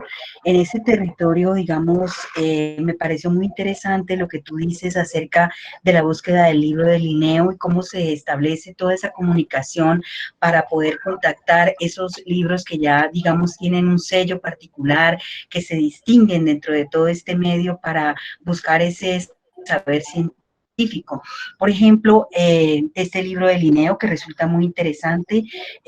Por otro lado, entre los libros que tú comentas estaban estos libros que hacen referencia al tema de los temblores, y permiten ver que tenían en ese momento toda la sociedad frente a estos fenómenos naturales. Es decir, es un saber precientífico, podríamos decirlo así, y sociedad responde frente a ello, las diferentes teorías, las diferentes visiones que ellos tenían para responder o para dar, digamos, tratar de entender lo que acontecía natural.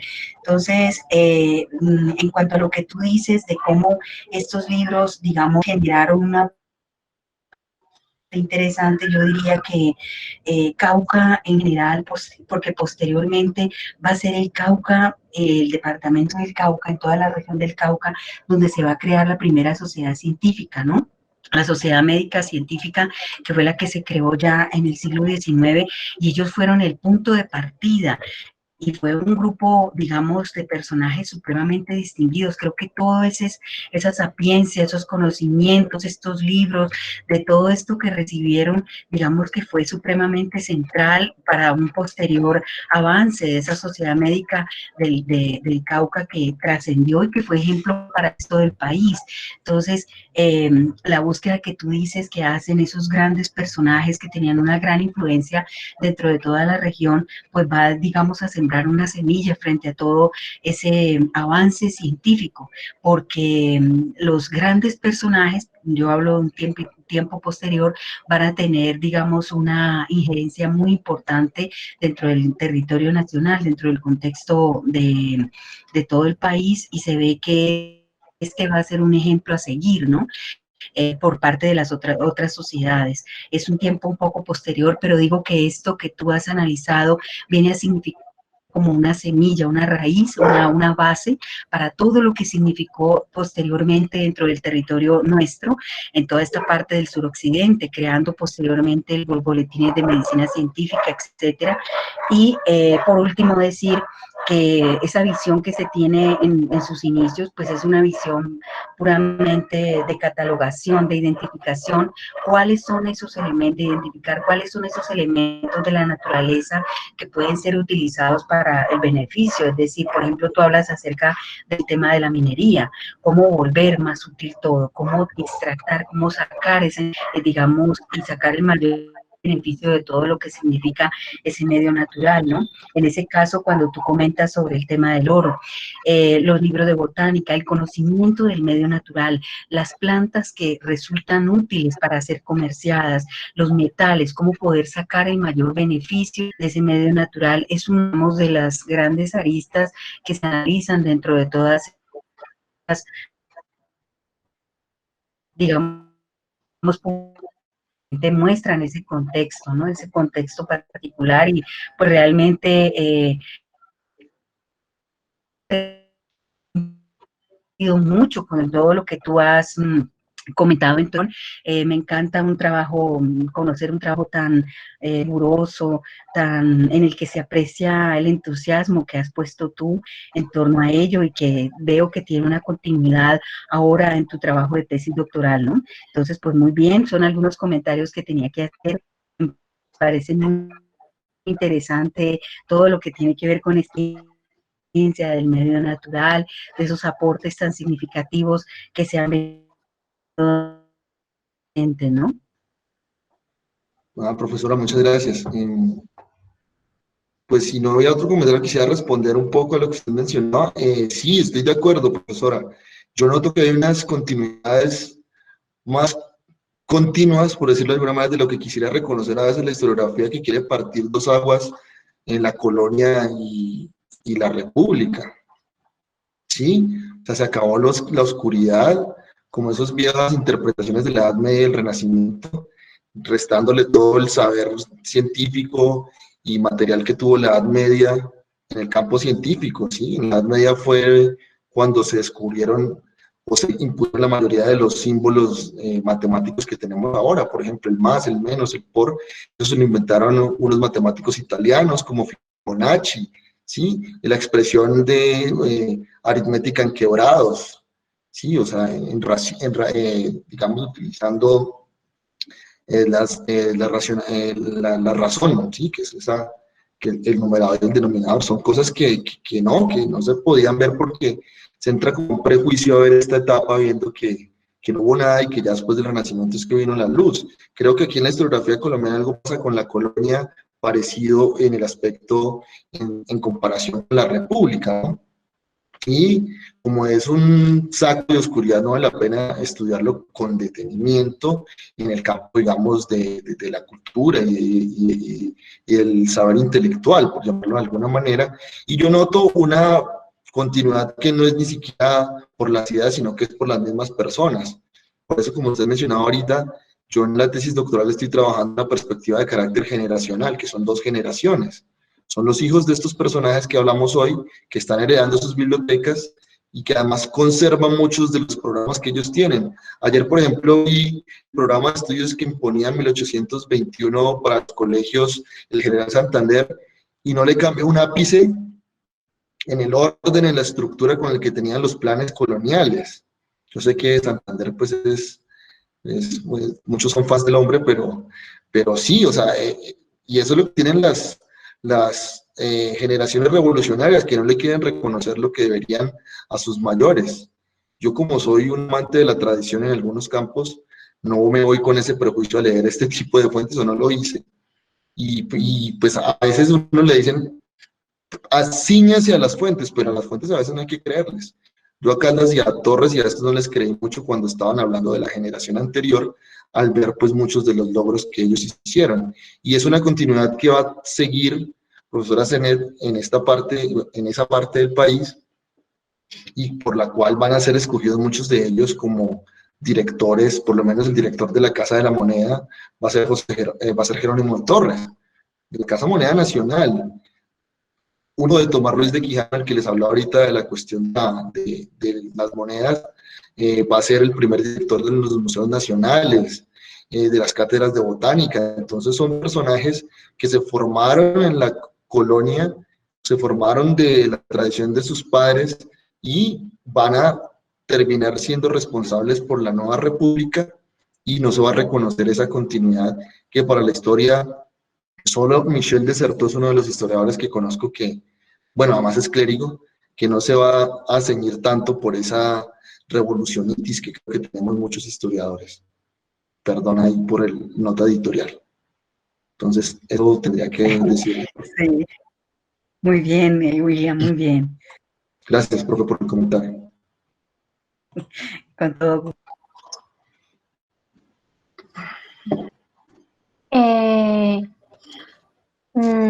¿Alguien levantó la mano? Pues adelante, tiene la palabra. Sí, buenas. ¿Me escuchan? Sí, Sí, te escuchamos. Bueno, buenas noches. bueno, primero que todo, muchas gracias, profesor Jiménez, por la ponencia. Muy interesante el tema. Muchas He gracias. tenido la oportunidad de leer y pues, de empaparme un poco del tema. Muy inclusive también toda la explicación de cómo llegaste a desarrollar el tema también, de cómo llegaste a la bibliografía y digamos todos los pasos que tomaste, ¿no? Para escribir el libro. El libro lo tengo pendiente, espero leerlo algún día. Espero Pero que como llegue ya te he dicho, ¿perdón? espero que llegue a Berlín pronto. ¿Aló? Espero que llegue a Berlín pronto el libro. Obvio. Vamos a hacer el esfuerzo Pero porque pues ya sabes que ya me he empapado un poco del tema también gracias a tu investigación. Y me interesa también mucho el foco que das de estos investigadores en Popayán, ¿no? Digamos un poco en armonía con lo que se conocía en Europa como el hombre universal, ¿no? Digamos, estos pensadores que sabían de todo y no solamente un poco, sino bastante, como en el caso de Nettenheim o Athanasius Kircher, ¿no? Que sabían, digamos, como que también interpretar todo el conocimiento que tenían, ¿no? No solamente basarse en una rama del conocimiento, sino hacer todo un paisaje y, digamos, como que darse una idea de cómo funcionaba y cómo cada conocimiento se complementaba el uno con el otro, ¿no? Muy interesante saber que había este conocimiento y había digamos, esta motivación, ¿no? De los vecinos en Popayán. Pero mi pregunta, digamos que está guiada o está, digamos, está en dos partes. Y es primero en referencia a la expulsión de los jesuitas en 1767. Veo que tomaste, digamos, de punto de referencia la expulsión de los jesuitas, ¿no? Los jesuitas de por sí también eran estudiosos. ¿Cómo o en qué grado viste la influencia de los jesuitas post-expulsión en el conocimiento y en las bibliotecas o la bibliografía de los vecinos en Popayán?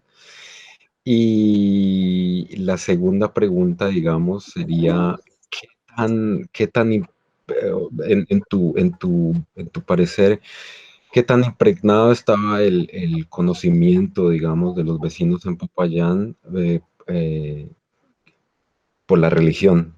Digamos, qué papel tomaba la religión o digamos, cómo lo enmarcaban, ¿no? Es decir, eran hombres pensadores, pero también eran hijos del siglo XVIII, ¿no? Digamos, todavía había una cierta influencia religiosa en todo su pensamiento. Esas serían las dos preguntas. Por demás, muchas gracias. Y sí, espero la copia del libro con mucho entusiasmo, ¿no? Muchas gracias y buenas noches. Buenas noches, Jorge, Sí, señor Orozco, Jiménez. sí. Bueno, no, pues muy interesantes las preguntas. Yo respondería, y además pues toda la contextualización, yo respondería a la primera, que los fondos bibliográficos de los jesuitas que regentaban el colegio seminario después de la expulsión fueron, digamos, confiscados por las autoridades reales y siguieron haciendo parte de las colecciones del colegio ya en manos de las autoridades reales y seculares, digamos, eclesiásticas seculares, y también de los fondos de la Universidad del Cauca. O sea, uno todavía encuentra en la colección antigua de la Universidad del Cauca muchos libros que seguramente provienen de la colección que tenía el colegio seminario.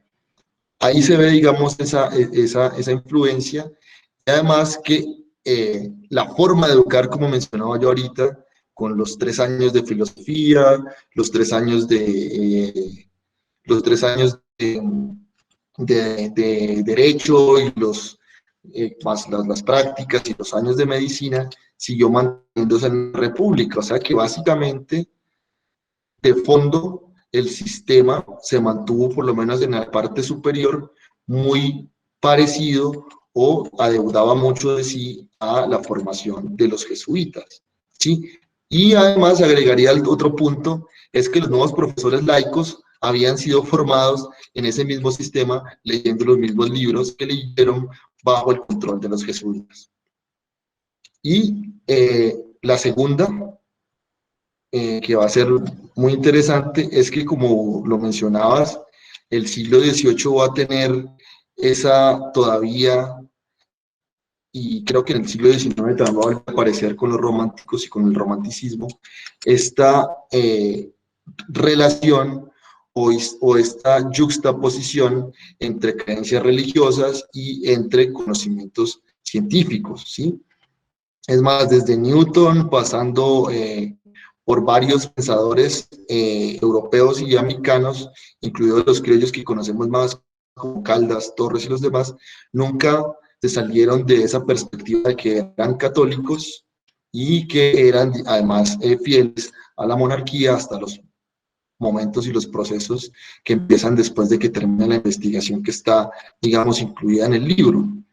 Y un ejemplo que creo que di hace poco, en la última parte, cuando estaba explicando la última parte del libro, es que en Popayán, a inicios del siglo XIX, era tan importante esta relación todavía, que cuando hay un terremoto en 1817, deciden salir como siempre, y los que somos de Popayán lo sabemos, hay procesiones cada nada, salen con sus pasos como siempre a los hombros, pero al mismo tiempo mandan a la comisión de limpieza de volcanes para que pueda calmar o acallar de manera científica, en la ciencia de la época, mayores, digamos, desastres.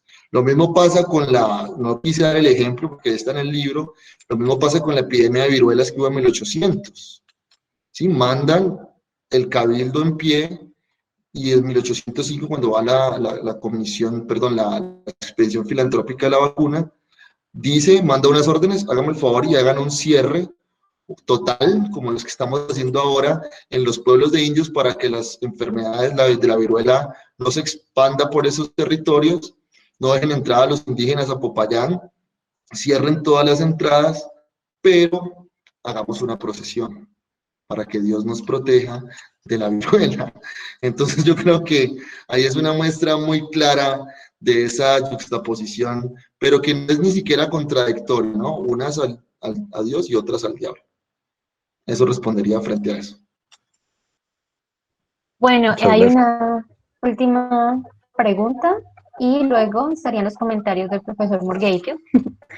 Y esa pregunta está realizada por Miguel Antonio Arroyo y pregunta, ¿en qué momento se separó la filosofía natural como ciencia de la religión? Bueno, ya respondido esto, pues entraría a hablar el profesor Morgheitio.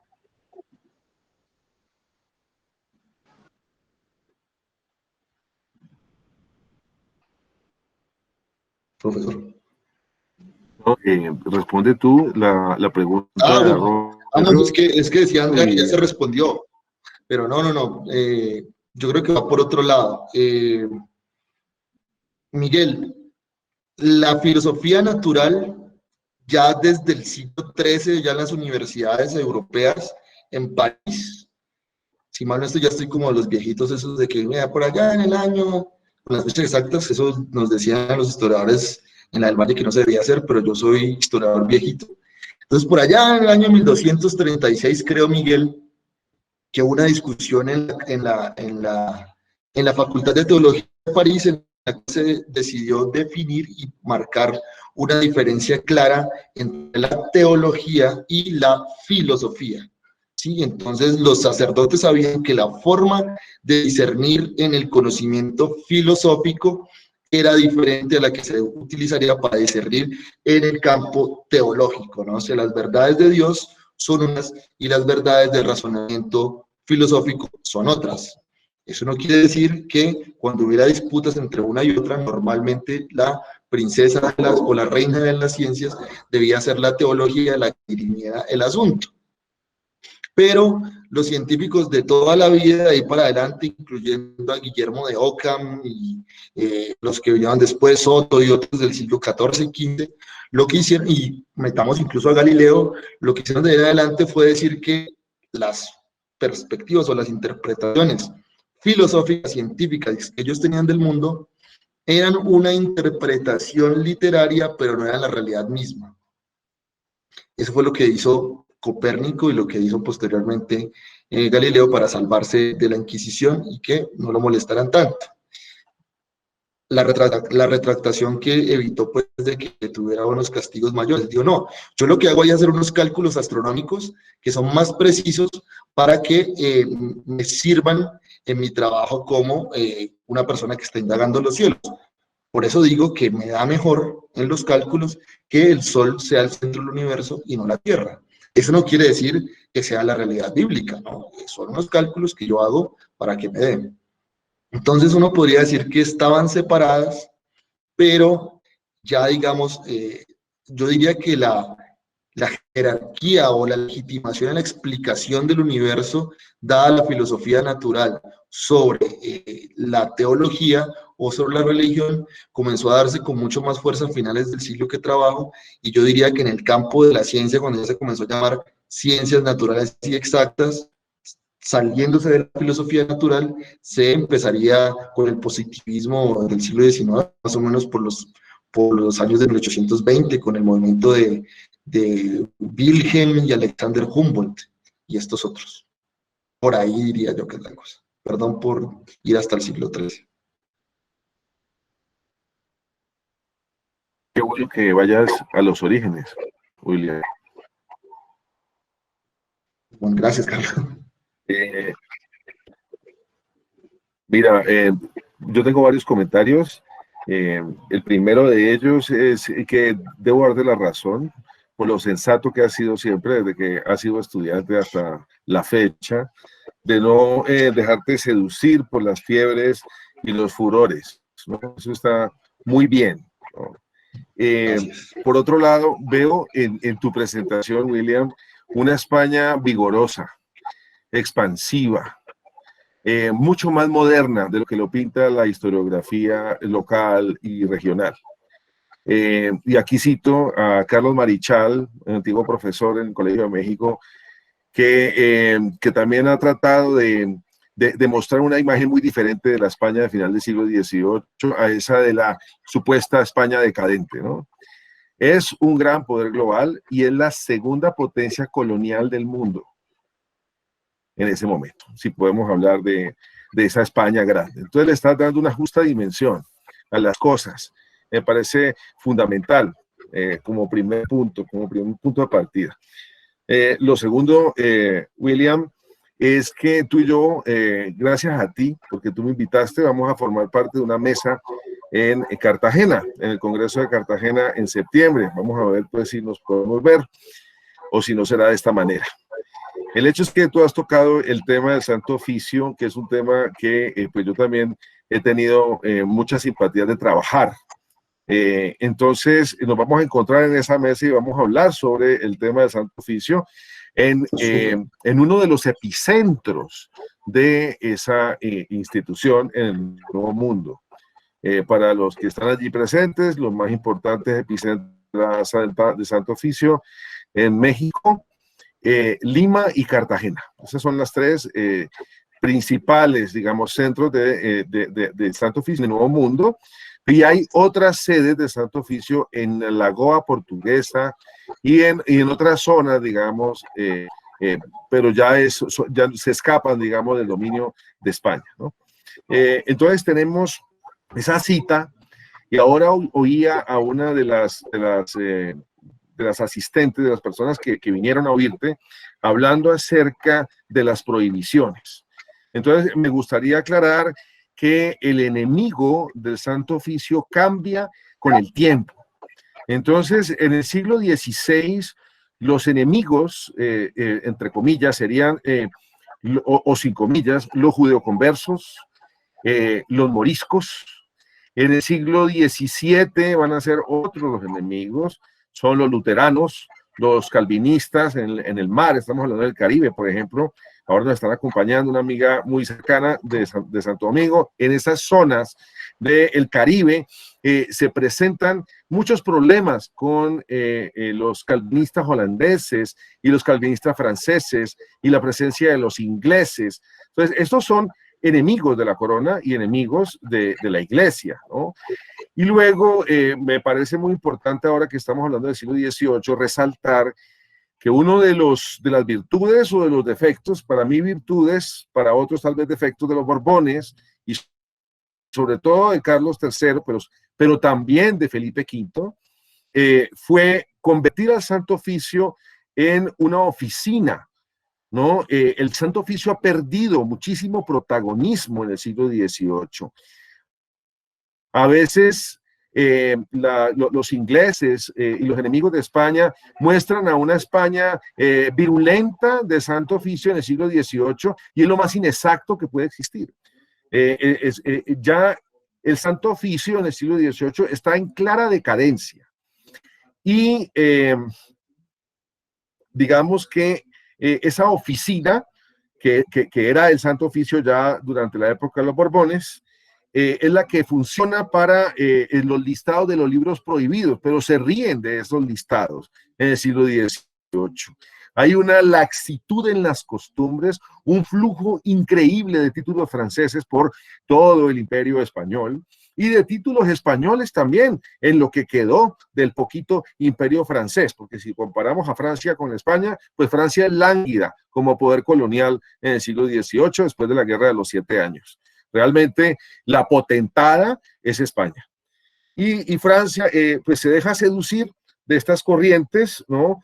Que de alguna manera pues llegan y golpean sobre todo el aparataje social que se ha mantenido durante los siglos de la era moderna, ¿no? Que viene precisamente de un sistema medieval, como tú muy bien lo dices. Entonces hay una transformación muy importante durante el siglo XVIII. El Santo Oficio cae y se vuelve una oficina, y la monarquía permite la entrada y el flujo. Pues ahorita hablabas de Aranda y de Florida Blanca. Todos estos ministros de Carlos III son afrancesados y estudiaron muchos de ellos en París. Y incluso los virreyes españoles en América, como Revillagigedo, que me tocó verlo tantas veces en el Archivo General de la Nación en México, pues también es un afrancesado. Ellos mismos se reúnen en las logias y en las tertulias y hablan acerca de los títulos franceses y holandeses y demás. Digamos, la ciencia moderna llega, como tú lo dices precisamente, a buena parte de las ciudades del mundo español. Digamos, el aporte grande que tú haces es que no nos habíamos dado cuenta que Popayán también entra dentro de esos circuitos, que no está tan aislada, ni tan lejana, ni tan ensimismada como a veces lo muestra la historiografía. Y William, la reactivación de esa oficina de la Inquisición se da precisamente en la guerra contra la Convención Francesa, que es el tema que trabajo en el Caribe, en San Domán, en Santo Domingo, en Cuba y en toda esa zona. Acá también tiene su réplica, evidentemente. Entonces hay una reactivación de los dispositivos y de los mecanismos de delación de la Inquisición y una promoción de parte de Carlos IV como un mecanismo de defensa frente al nuevo enemigo, que es la herejía francesa, ¿no? Que como todos aquí presentes sabemos, la herejía francesa no solamente es discursiva, no, ha atentado contra los bienes de la corona, contra los bienes de la iglesia, ha saqueado, pillado y destruido tesoros de invaluable valor en París y en buena parte de Francia. Por lo tanto, España está aterrorizada de los efectos devastadores de la Revolución a 1794, precisamente lo que conoce la historiografía francesa como el régimen del terror. Entonces, ahí es una reacción, uno de los dispositivos inquisitoriales, digamos, ¿no?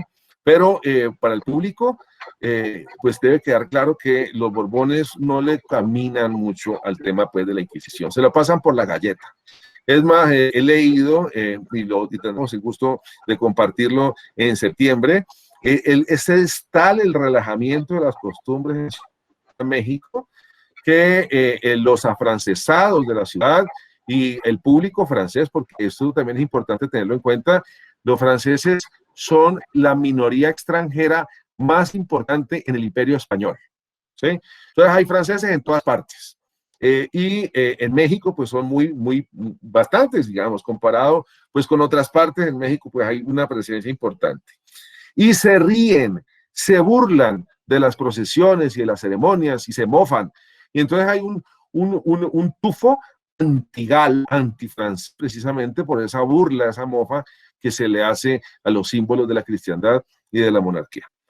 Entonces, pues esas son, digamos, lo que nos queda por hablar ahora en septiembre en Cartagena, lo que se viene de la Inquisición. Quería hacer esa posición y preguntarte si tú has visto en Popayán actos de la Inquisición funcionando, viendo a ver qué pasa en la provincia de Popayán y sus alrededores, porque yo tengo entendido que la Oficina de México, en ese periodo que tú estás trabajando y que tu trabajo ya es desde la Revolución Francesa, son 3 funcionarios que están trabajando solamente en una jurisdicción que es gigantesca, que va desde Cuba, la española y Puerto Rico, hasta las Filipinas, ¿no? Y son 3 funcionarios tristes que funcionan durante la época previa a la Revolución Francesa. Con la Revolución activa y vuelve a haber más funcionarios. El mismo Carlos IV nombra nuevos funcionarios para poderle hacer frente y activar los mecanismos, pues, de protección contra los libros prohibidos. Eso es todo, William. Muchas gracias por... Bueno, pues muchas gracias por los comentarios, Carlos. Y pues totalmente de acuerdo con lo que estás diciendo. Incluso si estábamos hablando de gobernadores, virreyes afrancesados, podríamos hablar incluso de inquisidores afrancesados. O sea, era tan oficina que el mismo rey nombraba a afrancesados como inquisidores. ¿Sí? Eso, por supuesto, que hizo fue que la laxitud no solo se mostrara en dejar pasar, sino en conceder permisos de una manera impresionante para que la gente pudiera leer estos libros que supuestamente estaban prohibidos. Eran ilustrados sirviendo la causa real en una posición que normalmente se había tenido para luchar contra los enemigos de la fe. Entonces, totalmente de acuerdo. Y segundo, en Popayán, ya adelantando un poco a lo de septiembre, veo que hay un proceso similar.